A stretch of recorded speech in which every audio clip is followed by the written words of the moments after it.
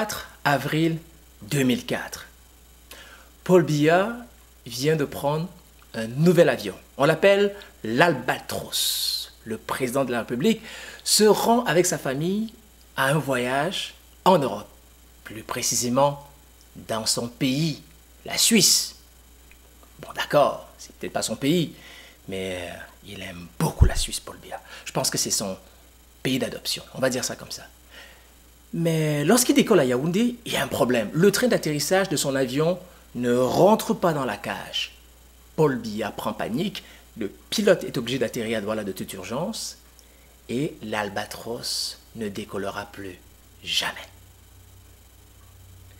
Et malheureusement, il y a d'illustres personnalités de la République qui vont souffrir de cet avion et leur vie désormais se repose entre les mains du Seigneur de la République du Cameroun. Chers amis, salut, où que vous soyez, je vous souhaite la bienvenue dans la tête de Paul Biya 2004, numéro 26. 24 avril 2004. Le Cameroun n'a plus d'avion présidentiel. On décide donc d'acheter un nouvel avion au président de la République. Paul Biya a un nouvel avion. Mais en fait, ce n'est pas son avion qu'il avait commandé. C'est un avion de courtoisie que le constructeur Boeing américain a offert à l'État du Cameroun en attendant que l'avion présidentiel soit construit. Cet avion, que le Cameroun va baptiser l'Albatros, en fait, a des problèmes. Lorsque Paul Biya veut voyager, il y a encore notre problème mécanique. Donc, l'avion ne fonctionne pas bien. On pense que c'est son caractère vieillotte qui pose problème parce que l'avion a été fabriqué en 1986 et elle appartenait à une compagnie chilienne qui s'appelait LAN Chili. En mars 2004, cet avion devient donc une propriété du Cameroun. Elle a été achetée par l'État du Cameroun via ses ministres que sont Jean-Marie Atangana Mebara, Yves Michel Fotso, qui n'est pas ministre mais qui était donc le directeur de la Camerco, et Marafa Hamidou Yaya, qui au moment de l'achat était le secrétaire général à la présidence. Cet avion va poser un problème. Et à cause de ce problème mécanique, Paul Biya va les accuser d'avoir porté atteinte à sa vie. Oh que oui les amis, oh que oui. On ne badine pas avec la sécurité de Paul Biya. Oh que oui. Quand Paul Biya a peur, vous allez en payer le prix. Ces trois personnalités que je viens de vous citer sont en prison. Toujours est-il qu'à partir de 2006, cet avion-là n'appartenait plus à l'État du Cameroun. Battait pavillon, je pense, pour une entreprise thaïlandaise qui est la Business Air Thailand et Sky Grace Airline. Plus de peur que de mal, une frayeur inacceptable. L'Albatros était l'avion de la malchance, un cauchemar pour Paul Biya et malheureusement un méga cauchemar pour Yves Michel Fotso, Jean-Marie Atangana Mebara et Marafa Hamidou Yaya.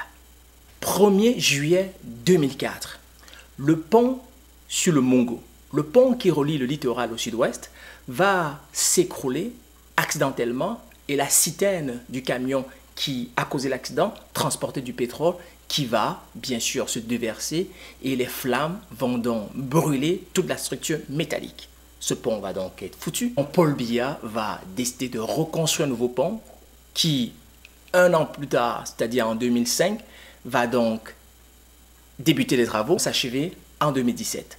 Entre-temps, c'est une barge qui va donc servir du transport de marchandises, de biens et de personnes entre la rive de Douala et Buea.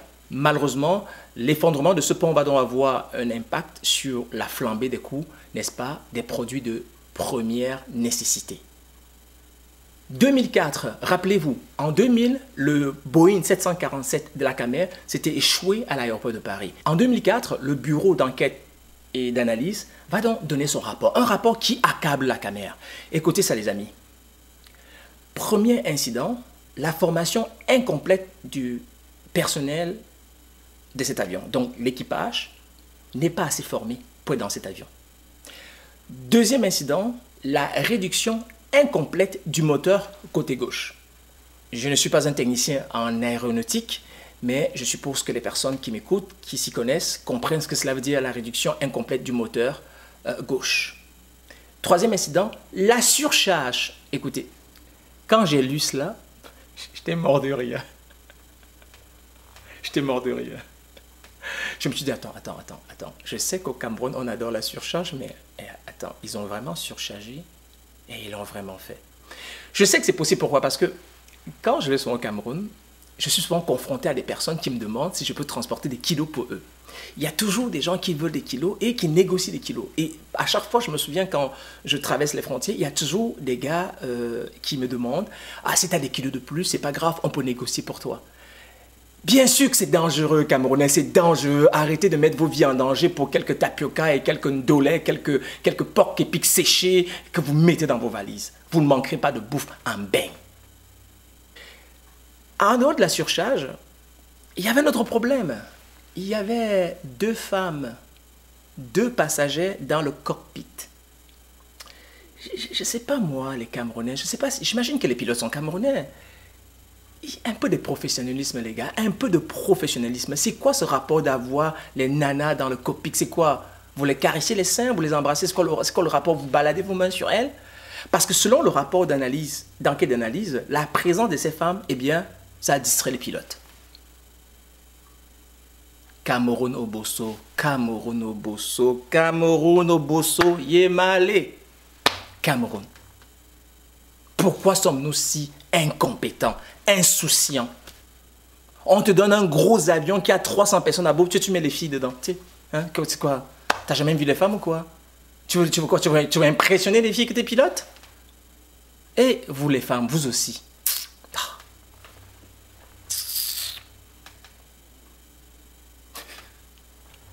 2004, les résultats d'examen officiels sont catastrophiques. Le taux d'échec est historique. 82% des personnes qui ont composé pour le BEPC ont échoué. 63% des personnes qui ont composé pour le baccalauréat ont échoué. 18 personnes sur 100 ont réussi leur BEPC. Et 37 personnes sur 100 ont réussi le bac. Non mais...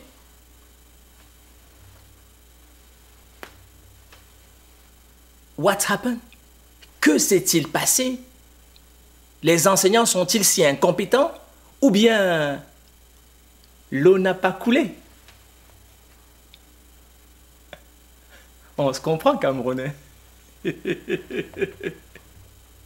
2004, le Cameroun vient de se doter d'une première banque avec des capitaux 100% camerounais. African First Bank. Elle vient aussi de se doter, cette banque camerounaise, d'un porte-monnaie électronique. Désormais, les Camerounais peuvent donc gagner en temps, en flexibilité et aussi éviter de se faire des agressions, éviter tous les problèmes de monnaie en achetant avec leur carte directement. Le problème, c'est que lorsque la BEAC a vu ce projet, elle n'a eu rien à dire. Elle n'a pas trouvé que le projet n'était pas mauvais. Donc, elle a laissé le projet se réaliser. Une fois que le projet s'est réalisé, je ne sais pas pourquoi, la BEAC a fait marche arrière et a trouvé que ce porte-monnaie électronique était illégal. Et Cameroun, pourquoi vous êtes toujours en retard dans les décisions? Vous avez laissé faire le projet, vous savez que c'est important et vous retournez. Mais moi, ma petite idée là-dessus, c'est que comme ils se sont rendus compte que la banque là appartient aux Bamileke, ils se sont dit c'est les Bamileke qui ont ça, ils veulent encore dominer avec leur carte. Je suis sûr que c'est là où la politique a eu un œil parce que la BEAC, qui est la Banque d'État d'Afrique centrale, n'a eu aucune objection. Si elle se retraite, c'est parce qu'il y a eu un œil politique dessus. Et African First Bank, on le sait, c'est majoritairement l'argent des Bamileke. Le tribalisme dans notre pays. En tout cas, la banque a tenu tête et elle a mené à bien son projet. Bravo! 2004, Paul Biya va copier la France.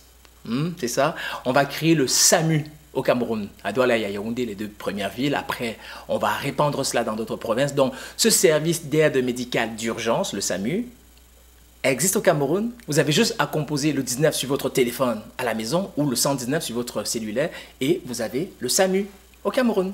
Hein? Moi, je trouve que c'est vraiment une bonne idée, le SAMU. Mais encore faudrait-il que les Camerounais soient sensibilisés pour que lorsqu'il y a une ambulance, qu'on fasse un couloir pour les ambulances. Parce qu'au Cameroun, très souvent, les ambulances ont la difficulté à se faufiler et les gens ont le temps de mourir avant de se rendre à l'hôpital. C'est bien beau les ambulances, monsieur le président, mais encore faudrait-il qu'il y ait des routes. Hein, les ambulances, ça ne vole pas encore. 2004, Paul Biya va nommer un nouveau Premier ministre, bye bye Peter Mafany Musonge. Le nouveau Premier ministre, c'est l'ancien secrétaire général adjoint à la présidence. Il s'appelle monsieur Inoni Ephraim et il vient du sud-ouest. Peter Mafany Musonge a passé près de 8 ans. C'est assez long pour un Premier ministre au Cameroun. 29 mai 2004, pendant que Paul Biya est en vacances en Suisse, les Camerounais vont lancer partout qu'il est mort. Le président est décédé, le président est décédé. Comme d'habitude, il va apparaître, il va dire aux Camerounais, on se donne rendez-vous dans 20 ans. Les gars, c'était en 2004. Rendez-vous en 2024. En fait, ce que Paul Biya disait, c'est que j'en ai encore pour 20 ans. Quand même intéressant. 11 octobre 2004, Paul Biya gagne les élections à 70,72%. Le SDF de John Frondi sera deuxième avec ses 17,40%. Suivi en troisième position par Adamoun Damjoya avec ses 4,48%. Et enfin, Garga Aman Hadji avec ses 3,74%. Le reste n'a même pas obtenu 1% chacun. C'était une pléthore de candidats. Il y en avait 16, du jamais vu un record au Cameroun. Voulez-vous savoir quelles sont les personnes qui étaient candidats cette année-là, en 2004? Il y avait Justin Moifo, Yondo Black, Ekani Anissé, Amini Biele, Jean-Michel Takam, Djukam Chameni, Jean-Jacques Ekindi, Ube Kamga, Georges Nyamdi, Gustave Esaka. 16 candidats. Seulement 4 ont dépassé les seuils de 100 000 votants. 2004, lutte contre le sida. Il y aura une baisse couplée des frais d'examen et des traitements pour toutes les personnes qui sont prises avec le VIH.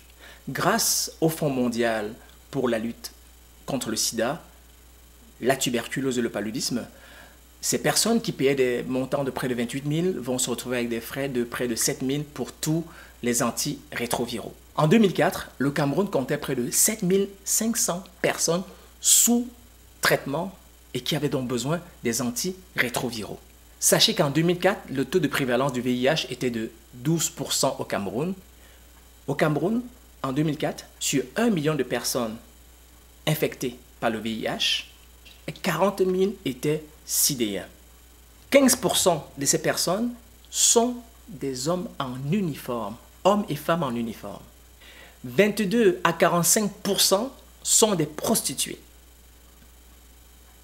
Et ça touche les 15 à 29 ans. 2004, comme je vous l'ai dit, en 2003, il y avait déjà une criminalité galopante. On dirait qu'au Cameroun, on a une université de la criminalité. À chaque année, il y a des crimes et les crimes sont divers. Les bandits changent de tactique. On dirait qu'il y a comme une université du crime au Cameroun. Et à chaque fois, Paul Biya crée un bataillon. Rappelez-vous, il avait déjà créé le bataillon léger d'intervention. Il a créé ensuite le groupement d'intervention de la gendarmerie. Il a créé le commandement opérationnel. Il a créé le bataillon d'intervention rapide. En 2004, il y a toujours le grand banditisme partout au Cameroun. Écoute, ça n'en finit plus. Paul Biya, avec le délégué général auprès de la Sûreté nationale, vont créer l'équipe spéciale d'intervention rapide, ESIR. Tout ça pour, une fois de plus, mettre hors d'état de nuit les grands bandits. C'est fou comment il y a des bandits dans notre pays. Il y a beau y avoir une vindicte populaire. Voilà encore une autre équipe d'intervention que Paul Biya vient de mettre sur pied. Si au moins on avait des lampadaires pour éclairer nos rues, ça aiderait. Si la police pouvait être plus rapide, ça aiderait. Ces bandits sont tellement forts et rapides que Paul Biya est obligé lui aussi de suivre avec cette équipe spéciale d'intervention rapide. Et il y aura dans le numéro, le 17. À partir de la maison, vous composez le 17 si vous êtes bien sûr au courant ou si vous êtes victime d'un braquage. Et sur votre cellulaire, vous composez le 117 et rapidement, ils interviennent. 22 juin 2004, enfin, Paul Biya promulgue la loi d'orientation de la décentralisation. Pourquoi je vous dis enfin? Parce que c'est depuis le 18 janvier 1996, dans la Constitution, que le processus de décentralisation a été annoncé. Écoutez, Camerounais, je vais vous dire quelque chose qui est implacable. En 1996, dans la Constitution, on annonce le processus de décentralisation. Cela veut dire que les collectivités locales, territoriales attendent qu'on leur transfère les pouvoirs et les moyens et les compétences pour mener à bien des projets locaux. Nous sommes en 96, les gars et les dames. Mais en 2004, c'est là où Paul Biya promulgue la loi d'orientation. En fait, la loi d'orientation veut dire qu'il décide de comment le procédé va se faire. Mais pensez-y, les amis. On crée un système en 96. 8 ans plus tard, 8 ans plus tard, 8 ans plus tard, les amis, comment pouvez-vous trouver que notre président est bon? Mais ça, c'est un président incompétent. Voilà pourquoi Titus Edzoa voulait être président. Voilà autant de choses qui enrageaient les ministres autour de Paul Biya. C'est ça le laxisme de Paul Biya. Il y a une loi qui est là. Il y a un texte qui est dans la Constitution. On décide qu'on veut décentraliser. Mais vous savez, la décentralisation, mais c'est important pour les populations. Parce que jusqu'à présent, au Cameroun, pour tous les problèmes, il faut frapper à la porte du ministère de l'administration territoriale, frapper à la porte du ministère de l'Agriculture, frapper à la porte du ministère des Finances, frapper à la porte du secrétaire général à la présidence, puis frapper à la porte du président de la République. Mais si c'était décentralisé, avec ces lois d'orientation, les populations locales auraient donc à ce moment-là et les moyens et les compétences pour être capables à même de mettre eux-mêmes les trous devant les routes qu'il y a devant leurs portes, réparer leurs hôpitaux, réparer leurs ponts. Pas besoin d'aller chercher le président de la République. Mais depuis 1996, nous sommes en 2004, c'est maintenant que Paul Biya signe la loi d'orientation. Excusez-moi, c'est du laxisme camerounais. Comment voulez-vous que le pays avance? Comment voulez-vous que le pays avance? 8 ans. Et ça, c'est inacceptable dans un pays comme le Cameroun. Voilà pourquoi c'est lent chez nous. Voilà pourquoi on dit tout le temps que Paul Biya est lent, que c'est à cause de Paul Biya si les choses n'avancent pas, que c'est à cause de Paul Biya si les choses traînent. En fait, lui, le président, il préfère garder tout à son contrôle. Si au moins le secrétaire général de la présidence pouvait faire avancer, mais tout au Cameroun fonctionne quand Paul Biya décide que ça va fonctionner. Quand un gouvernement est majoritaire, c'est un danger pour la démocratie. Si au moins démocratie il y avait chez nous. La loi d'orientation fixe les règles générales applicables en matière de décentralisation. Souvent, mon fils me dit, mais papa, c'est quoi la décentralisation? En fait, la décentralisation, c'est pas compliqué. C'est le transfert par l'État aux collectivités territoriales décentralisées des compétences particulières et des moyens appropriés pour pouvoir mener à bien des projets dans l'intérêt des collectivités locales. Cela enlève le poids au président de la République. Si à ce moment-là, les populations, par exemple, d'une région, je ne sais pas moi, comme à Ezeka, je prends un exemple d'Ezeka comme ça, les amis, ils se retrouvent qu'à Ezeka, ils ont des petits problèmes pour avoir, je ne sais pas moi, de l'eau potable, mais ils n'ont pas besoin du président de la République à ce moment-là. Ils ont à la fois, on vous l'a dit, les compétences particulières, mais ils ont aussi des moyens appropriés pour mener à bien le projet. Donc, c'est décentralisé. Alors, les populations ont à ce moment-là le droit de demander plutôt au maire de leur ville ou à la personne qui s'occupe de la décentralisation que de toujours crier le nom de Paul Biya, Paul Biya, Paul Biya, Paul Biya. Et à ce moment-là, lui, Paul Biya, il va plutôt demander aux populations, est-ce que vous êtes bien servis? Est-ce qu'on a bien réglé votre problème? Mais c'est comme ça qu'on gouverne, mais c'est comme ça qu'on gère. Nous sommes en 2004 au Cameroun, c'est en 2004 que le Cameroun pense à ça. Et nous sommes aujourd'hui en 2020. Rappelez-vous, lors du dernier débat national, on a encore parlé de quoi? De la décentralisation, puis on était en train de la mettre sur pied. Nous sommes en 2020.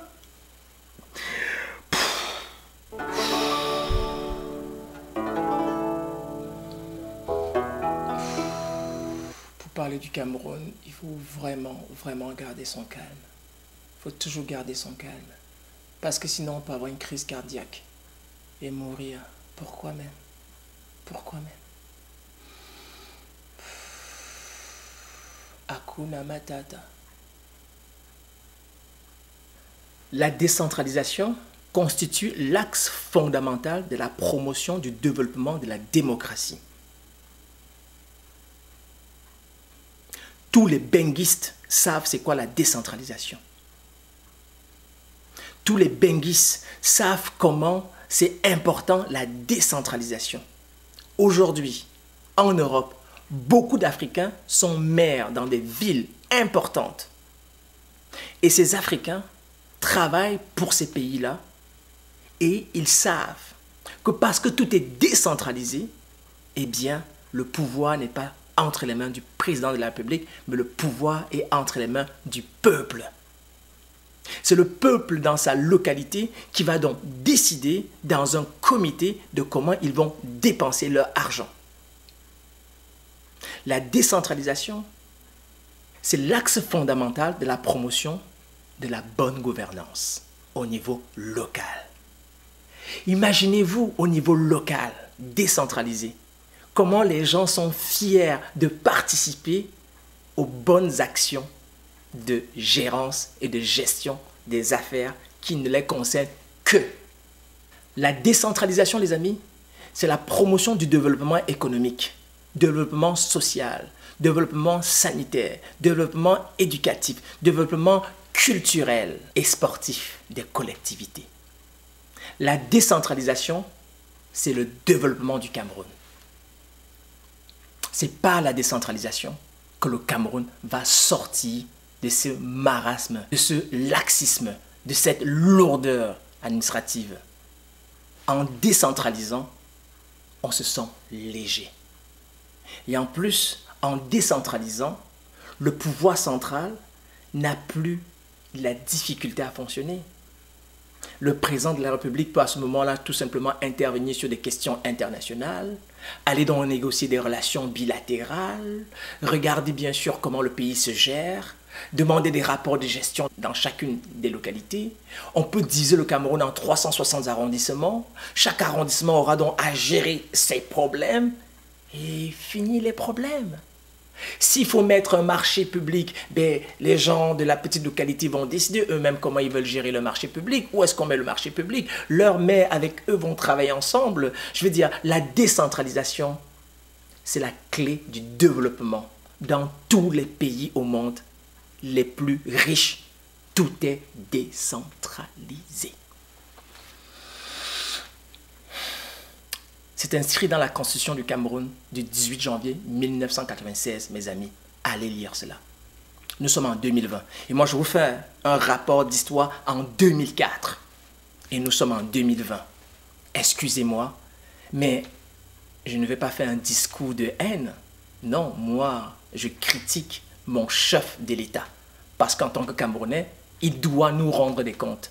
Je n'ai rien contre la personne Paul Biya, mais j'ai tout contre la personne du président de la République. Et cet homme qui est président de la République, il est incompétent. Point.